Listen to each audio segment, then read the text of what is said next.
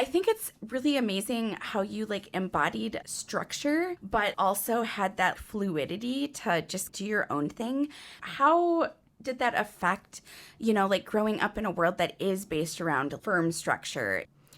Well, we had a lot of people in our lives who were also homeschooling. So I think in the 80s and early 90s, that was probably a huge challenge for people. Yeah. For me, that was pretty easy. My overall plan for each year was fairly regimented, but we had, like you said, we had a whole bunch of flexibility within that. So I followed very, like on this paper, very detailed daily and weekly schedules, but that changed by the semester. It changed by the time of life we were in. We changed according to what our health was at the time.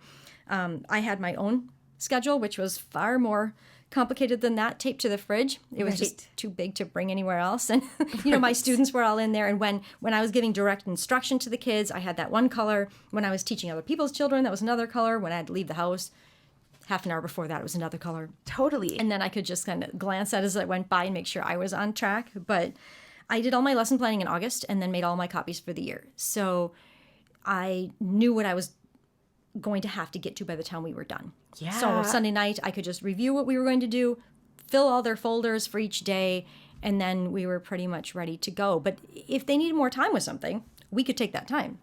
If we needed to go longer into the summer, that was fine. Like I had them do just maintenance lessons and learning games through the summer. We had certain times of the day for that.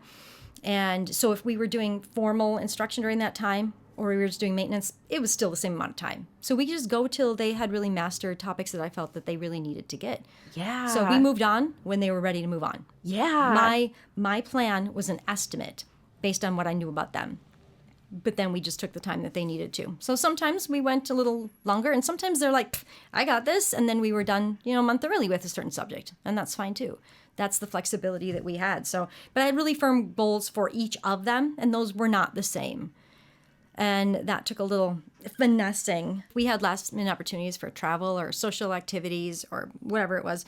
We could just do what we wanted because everything pretty much was portable. Mm-hmm. In fact, we had quite a bit of dedicated car work. If we knew we had half an hour drive to a certain thing, well, then there was already work packed just for that. Right. So I didn't feel like we were wasting or losing time so that we could go do things that we love to do and not miss out on stuff.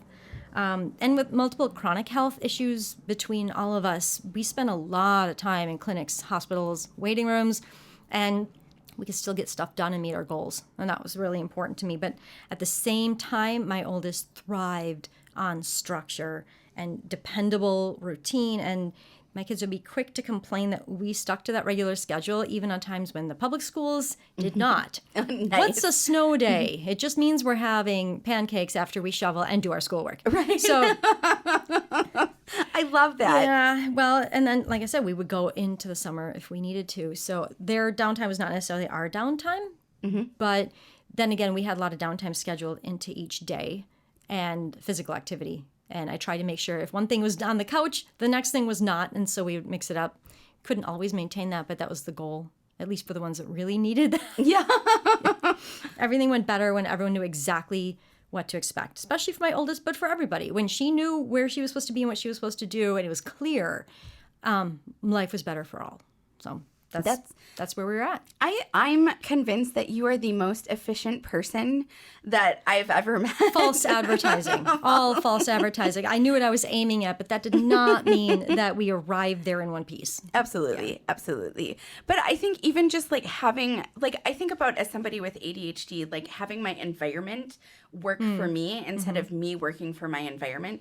Things like already having, the travel stuff packed so that all you had to do was like take it and go, and it was there and ready, and you didn't have to think twice about that. That's like huge. That's like a life hack. It helped me a lot. It just helped me a lot. Yeah. Yeah. And certain things that they just had to get done that were non-negotiable and we couldn't just let go. I didn't want them to feel like if we go do this thing, when I get home, I'm going to have to pay for it with my free time later. Yeah, absolutely. But if we get it done now because we're still on track, then when I get home, I'm still free. Right. It made them not have to choose between things, and it made me not have to choose between things because 7 p.m. rolls around.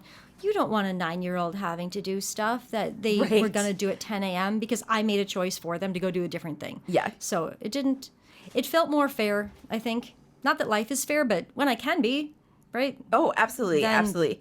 No. they didn't necessarily appreciate having to do the work in the car, but it's what we did, so Right. it's And they what we got did. and they got free time out of it, like guaranteed free time. I wanted to protect that for them as much as possible. No, I think that's so important, especially with kids, like with their schedules these days. Like at the high school, I honestly don't know how some of the kids are like standing on like 2 feet. Yeah, I mean, yeah. some of them, even like when I was teaching a 0-hour class, which is a class before school, they would have like, a sports practice before that. So like I think about the swimmers. I mean, they were in the pool at like 5 a.m. And then we had my first year, maybe my second year of teaching in this district, we had rehearsal starting at like 6:15 because of it was torture. And luckily we got to move it up to 6:45 when the schedule changed. Luckily. But I mean, that's still so early. It's so early. And like for kids that like, had sports practice at 5 a.m., had, chamber orchestra, and then did an entire full day of school, and then had more sports after school, and then had to go home and somehow eat dinner and do all of their homework. And you knew they were probably the ones in the advanced classes anyways with more homework. Right, absolutely. Yeah. And then like go try to get some sleep and then wake up the next day and just like rinse and repeat. Like, And I remember what that feels like. I remember in Gitsy's in high school, Greater Twin Cities Youth Symphonies, during long rests, I would be solving math equations. Totally. I totally did that. I gotta get it done. Totally did that. Yeah. I was in advanced math, and I remember the math homework and honestly I enjoyed it. So, but I would totally be doing like algebra and, whatever in between. Let's just hope the French horns have to repeat that again because I've got to get to the bottom of this. Right. Yeah.